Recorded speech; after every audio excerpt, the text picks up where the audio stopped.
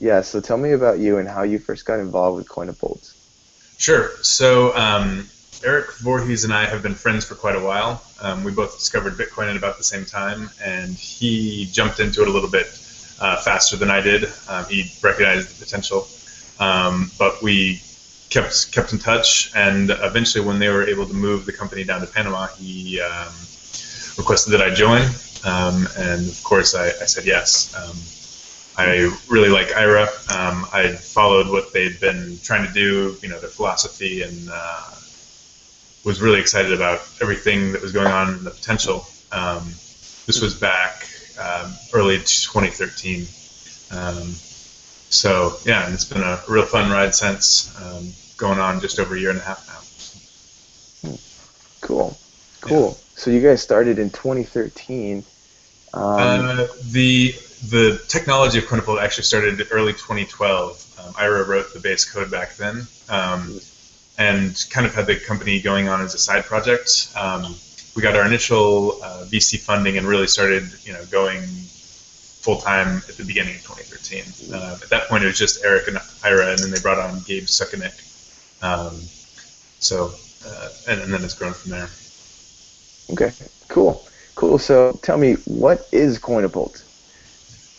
So Coinapult provides Bitcoin services to both Bitcoin users and Bitcoin companies.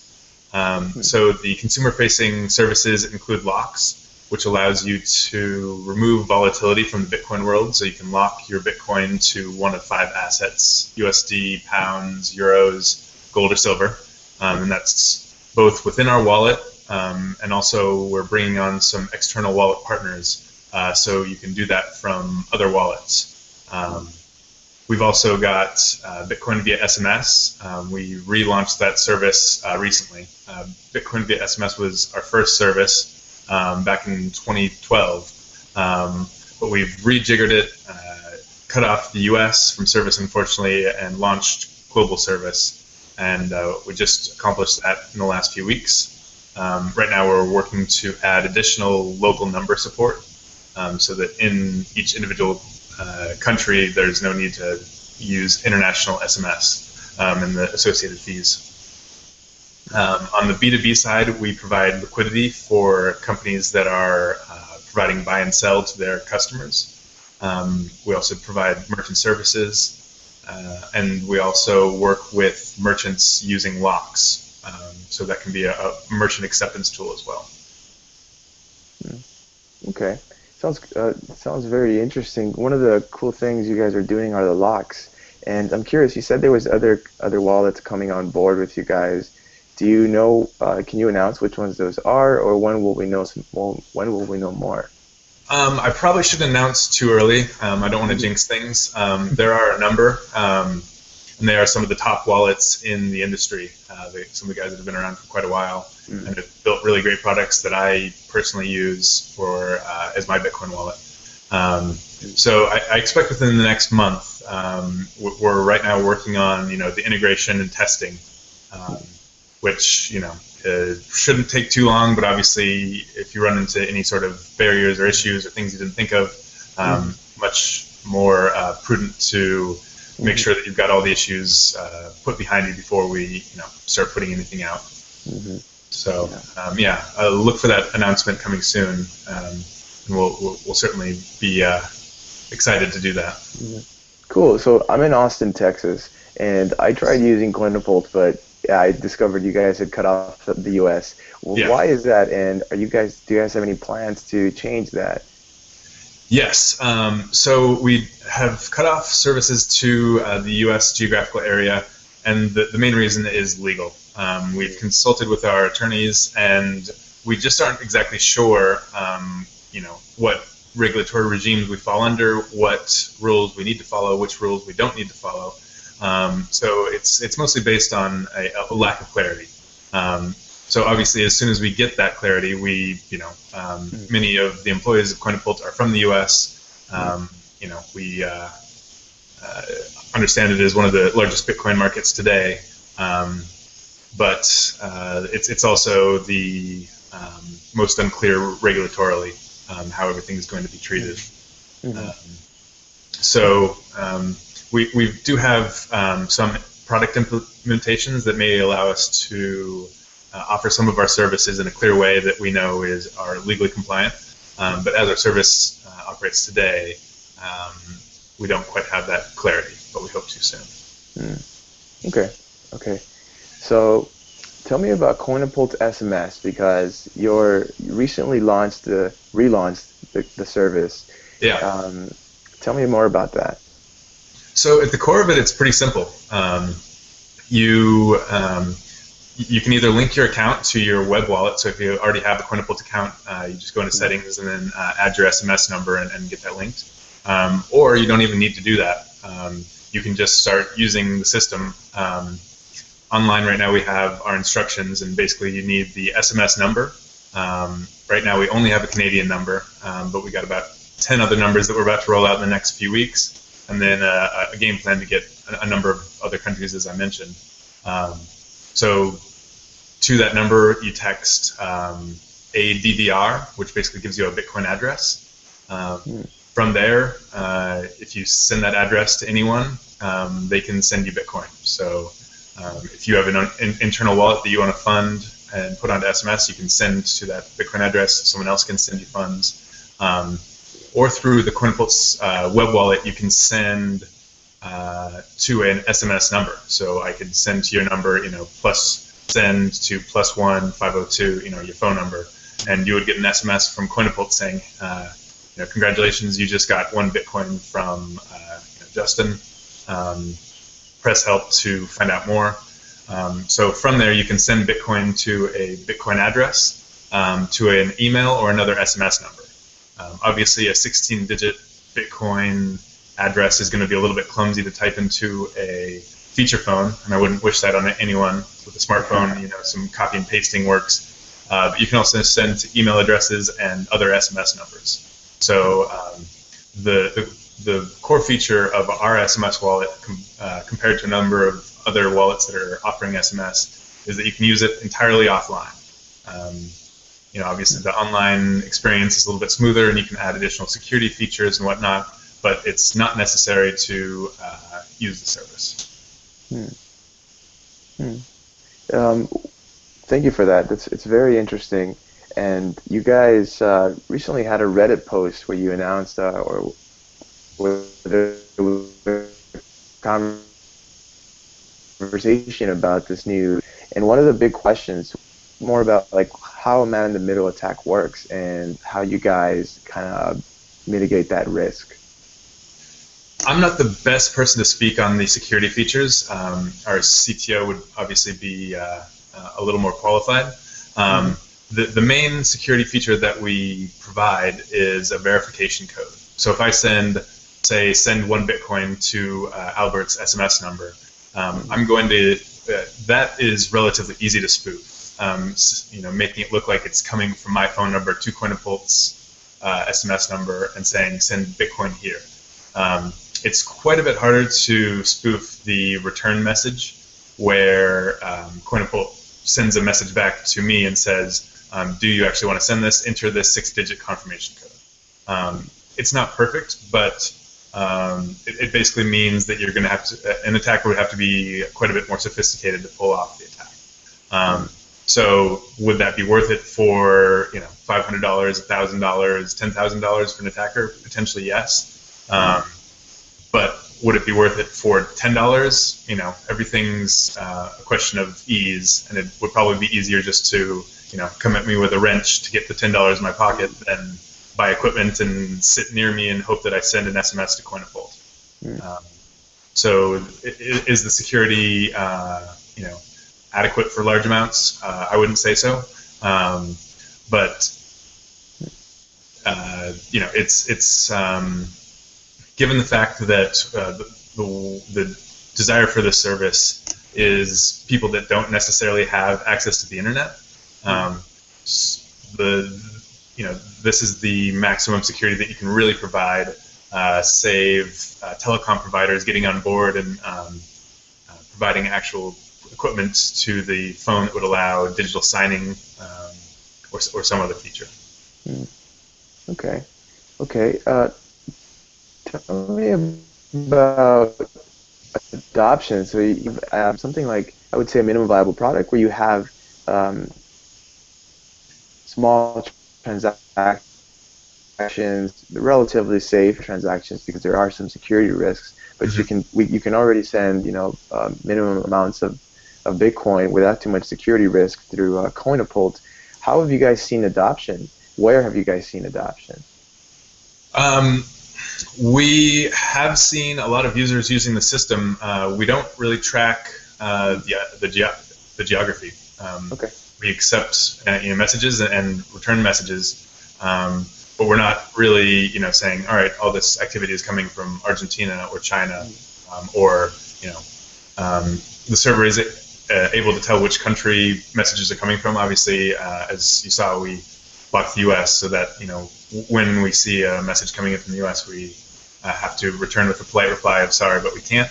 But we're not really doing that kind of digging into our user base. Our real focus is on just improving the product, make it more user friendly. Okay. Okay. And so, uh, what do you expect adoption to be occurring though? Like, are you guys targeting certain geographic locations, or are you simply putting it out there for people to use?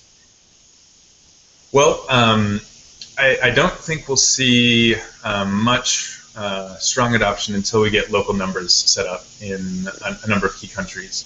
I would say those countries include China, India, Argentina, Venezuela, across Africa, places like Indonesia. Um, the general rule is a developing country that has solid mobile phone penetration, not solid internet penetration, and where there's beginning to be a Bitcoin community. Mm-hmm. I don't expect too many people to start using this SMS service if they don't have at least friends that have internet access that have done the research on what Bitcoin is and how it can be useful. Potentially one of the big aspects to it is remittances. So if I'm working in Canada and I want to remit money back to my parents in Brazil, I can send straight to their SMS number. So all right, they have half a Bitcoin on that they can access via their phone. The next struggle becomes, what do you do with that? Do you take it to Mercado Bitcoin and open up an account and cash out? Do you go to localbitcoins.com, or what kind of local infrastructure allows you to complete that remittance transaction? And that's another thing that we've been working on is working on discussing integrations with partners to make that kind of thing easier in the markets that we're working on opening up. Interesting. Thank you for sharing that. Sure. I'm curious about India because I noticed that one of the Reddit posts mentioned that India was a tough nut to crack. Yeah. So tell me about India. India has some very bureaucratic telecom regulations. So you can't. It's the problem in a lot of these countries. You can't just pick up a number and start sending messages and receiving messages. The telecom provider requires you to go through approvals. They want to know, why are you sending these messages? What are you doing? And obviously in these stricter areas, when it's something that's new and they don't understand, there's going to be red tape. When you say, we want to use this to facilitate use of our Bitcoin wallet, the first thing is, what is that? What are you doing? Is it legal?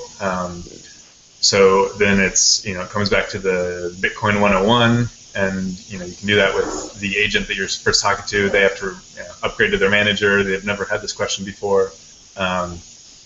So India is notoriously bureaucratic, and I think a number of companies that have tried to work in the Indian space have run into a lot of issues.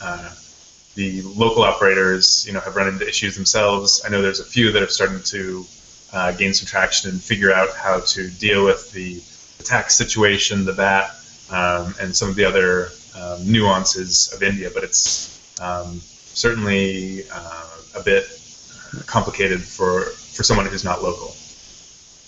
Hmm. Okay. Okay. So, interesting.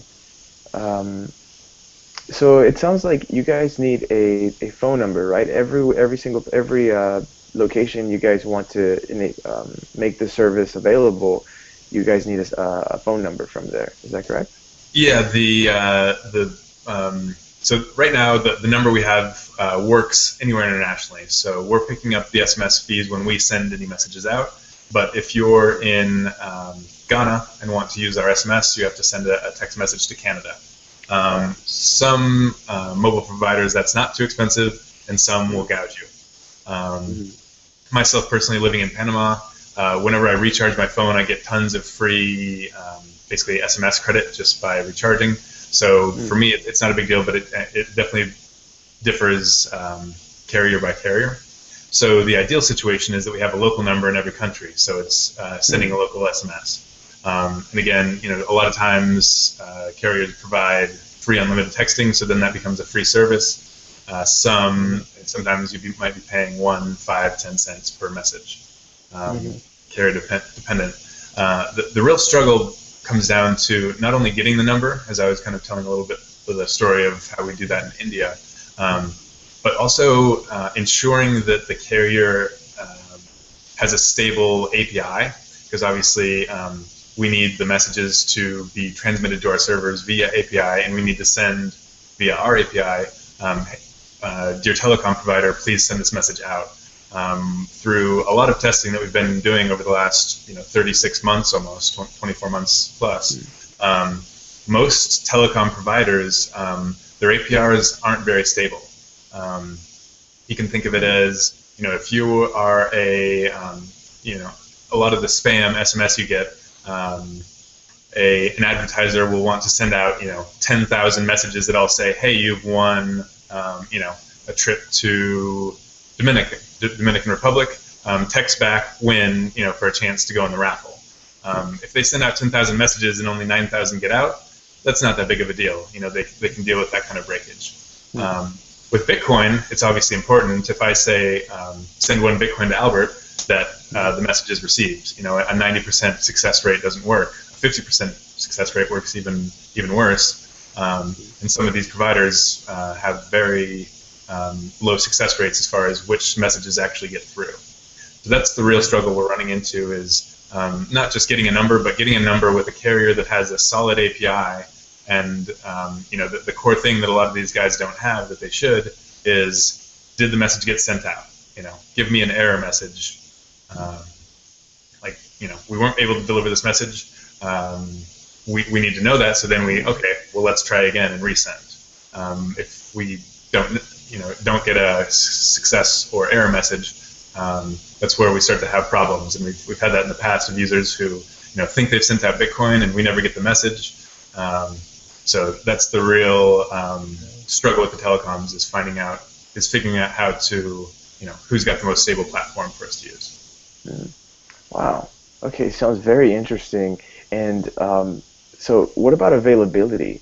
So some of these telecom providers may or may not be reliable. What is the availability right now where it's fairly reliable and you guys are really moving forward in the as far as like the location goes? Well, so right now we only have the Canadian number, and that's through a provider that we've had really good success with. So I'd say 90% of the time when there is an error, we get a message back and are able to resend a message. Still not perfect, but most of the time we're able to, if we have to try to resend a message 3 or 4 times, that's not a problem, and we get pretty good communication with that. This particular carrier doesn't have much coverage outside of what I call the developed world, so U.S. and Europe is their strongest markets. So when you move to developing markets, there's not one good overlay provider. So it's dealing with each individual telecom, and we've had pretty low success rates with them so far. So Yeah. Okay.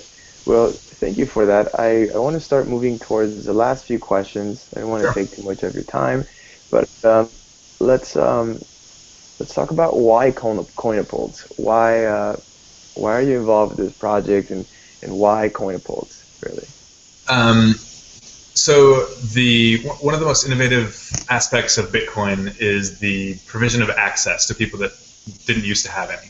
So one of the promises that Bitcoin has, and this hasn't obviously been realized yet, but I think a lot of us that are evangelizing and working within the Bitcoin industry realize could be in the future is people that don't have access to the traditional financial system could be granted access via Bitcoin.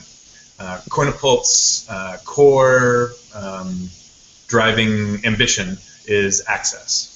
So that's kind of part of the SMS aspect is people that don't have access to smartphones, droids, iPhones, PCs, and a lot of people in the world have access to internet through maybe their local library or a internet cafe, but not 7 days a week constant access. So the SMS can kind of augment between times when you don't have that.